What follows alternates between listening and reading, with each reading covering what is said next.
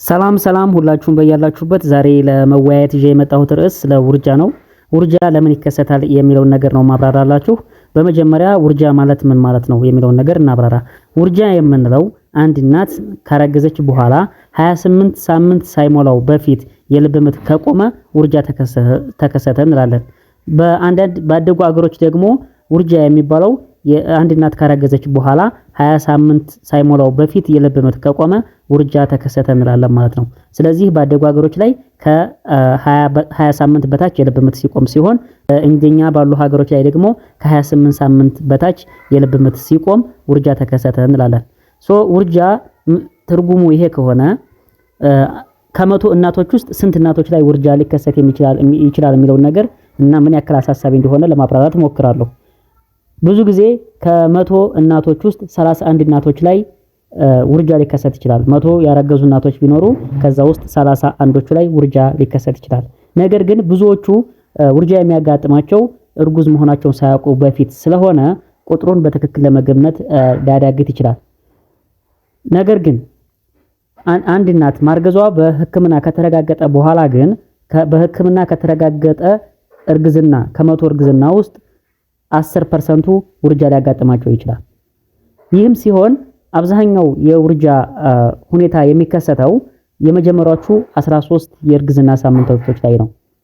ከ13 ሳምንት በኋላ የሚከሰት ውርጃ ቢባልም ነገር ግን የመከሰት እድሉ ወደ 1% ዝቅ ይላል። ስለዚህ ውርጃ ትርጉሙ ይሄ ከሆነና አሳሳቢነቱ ይሄን ያክል ከሆነ ውርጃ ለምን ሊከሰት ይችላል የሚለው ነገር በሶስት ዋና ካታጎሪ ወይም ክፍል ከፍዬ አስረዳቸዋለሁ። የመጀመሪያው ኮዝ ክሮሞዞማል አብኖርማሊቲ ይባላል። ክሮሞዞማል አብኖርማሊቲ የሚባለው ልክ የሴሎች ውስጥ ክሮሞዞም የሚባል አለ። ያ ክሮሞዞም ወንድና ሴት ዘር ውስጥ ክሮሞዞም የሚባል ነገር አለ። ያ ክሮሞዞም ወደፊት ሁሉ ነገሩን የሰውነትን ሁሉ ነገር የሚቆጣጠር ጄኔቲክ ማቴሪያል ይባላል። ይህ ክሮሞዞም አብኖርማል ሲሆን እዛ ላይ ችግር ሲፈጠር ጽንሱ በኋላ ላይ የሚፈጠረው ጽንስ ጥሩ ስለማይሆን ቢያድግ የተለያዩ የአካል መጉደል፣ ያልተሟላ የሰውነት ክፍል ብዙ ችግሮች ሊፈጠሩ ስለሚችሉ የዛ የክሮሞዞም አብኖርማሊቲ ካለ ይህ ጽንስ ወደፊት ቢያድግ ላይጠቅም ይችላል በሚል ጽንሱ ይቆማል ማለት ነው። አብዛኛው ውርጃ 70% የሚከሰተው በዚህ ሁኔታ ነው ማለት ነው። አንዳንድ ጊዜ እንደዚህ አይነት ችግሮች ሲፈጠሩ ጽንሱ ሲቆም ለጥሩ ወይም ለበጎ ነው ማለት ይቻላል። ምክንያቱም ያ ክሮሞዞም አብኖርማሊቲ ያለ ልጁ ቢቀጥል በኋላ የሚፈጠረው ጽንስ ጥሩ አይሆንም ማለት ነው። ሌላው የእናቲቱ የማህፀን ላይ ያሉ ችግሮች ናቸው። ለምሳሌ እጢ የመሳሰሉ ነገሮች ወይም ካሁን በፊት ኢንፌክሽን ኑሮ ኢንፌክሽኑ እዛ ላይ ጠባሳ ፈጥሮ ከሆነ ከማህፀን ጋር የተያዙ ችግሮች ሲኖሩ ይህም በተደጋጋሚ ውርጃ ሊያመጣ ይችላል። ሌላው ቀጥተኛ የሆነ ማህፀን ላይ ያረፈ በጣም ሲቪር ወይም ኃይለኛ የሆነ ሲግኒፊካንት የሆነ ትራውማ ወይም አደጋ ሲደርስ ይህ ጽንስ መቋረጥ ሊያመጣ ይችላል ማለት ነው። ከዚህ ውስጥ ደግሞ ሌሎችም ብዙ የማይታወቁ የውርጃ ምክንያቶች ይኖራሉ። እነዚህ ዋና ምክንያቶች ናቸው ካል ለውርጃ ሊያጋልጡ የሚችሉ ነገሮችስ ምን ናቸው የሚለውን ነገር ወይም ሪስክ ፋክተር የምንላቸው ምንድናቸው የሚሉትን እነዚህንም በተለያየ ክፍል ከፋፍለን ማየት እንችላለን። አንዱ የእናት እድሜ ነው። እድሜ በጨመረ ቁጥር የልጁ ላይ የክሮሞዞም አብኖርማሊቲ ሊፈጠር ስለሚችል እድሜ በጨመረ ቁጥር የውርጃ የማጋጠም እድሉ እየሰፋ ይመጣል ማለት ነው።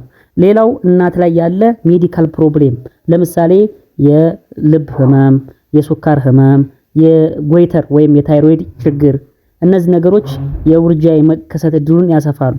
ሌላው ውፍረት፣ ከመጠን በላይ መወፈር፣ ስትረስ፣ መጨናነቅ እንዲሁም እናት ላይ ያሉ የተለያየ ቫይራል ኢንፌክሽኖች ሲፊለስ የምንላቸው ኢንፌክሽኖች፣ ሌላው የደም መጓጎል ችግር እንዲሁም ሰብስታንስ ዩዝ ላይክ የሚያጨሱ የሚጠጡ እናቶች ላይ እንዲሁም ቡና ከመጠን በላይ የሚጠጡ እናቶች ላይ፣ ሌላው ኢንቫይሮንመንታል ፖሊሽን ላይክ ራዲሽን የተለያዩ ኬሚካሎች እንዲሁም ሌላ እንደ ሰብኮሎኒክ ሄማቶማ የምንለው አለ። እንግዲያ ልጁ ላይ የሚፈጠር የደም መፍሰስ እነዚህ ነገሮች በሙሉ ለውርጃ ሊያጋልጡ ይችላሉ ማለት ነው። ስለዚህ በዚህ ቪዲዮ ላይ አንደኛ ውርጃ ማለት ምን ማለት ነው የሚለውን አየን። ሁለተኛ ውርጃ ምን ያክል አሳሳቢ ነው፣ በሰው ላይ ምን ያክል በሰዎች ላይ ምን ያክል የተለመደ ነው የሚለውን አየን። እንዲሁም የውርጃ ምክንያቶች ምንድናቸው፣ እንዲሁም ለውርጃ የሚያጋልጡ ነገሮች ምንድናቸው የሚሉትን አጠር አድርጌ ለማብራራት ሞክሬያለሁ ማለት ነው። በመቀጠል በሌሎች ቪዲዮዎች ላይ ደግሞ ስለ ውርጃና ሌሎች ከጽንስና እርግዝና ጋር የተያያዙ ጉዳዮችን በደንብ የምንመለከት ይሆናል። እስከዛው ዩቲዩብን ሰብስክራይብ፣ ላይክ፣ ሼር፣ ኮሜንት በማድረግ አበረታቱኝ። አመሰግናለሁ።